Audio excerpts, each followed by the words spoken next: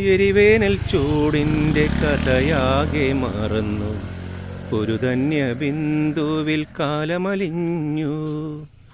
പുതുമണ്ണിൽ സ്വപ്നം പുൽക്കൊടികളായുണരും, അവ പിന്നെ പൂക്കളങ്ങളാകും. വളർന്നേറും വനമാകും, വളർന്നേറും വനമാകും.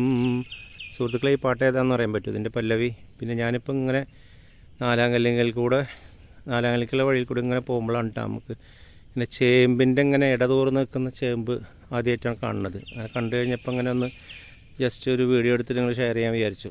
ഇത് സാധാ ചേമ്പല്ല, കറി വെക്കുന്ന ചേമ്പല്ല കേട്ടോ. ഇത് എന്താണെന്നറിയോ, നമ്മളെ കാട്ടുചേമ്പാണ്.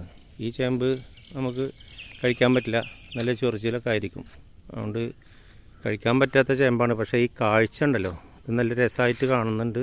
അപ്പോൾ അതൊന്നും നിങ്ങളായിട്ട് ഷെയർ ചെയ്താണ്. ഓക്കെ ഗൈസ്, കാണാം.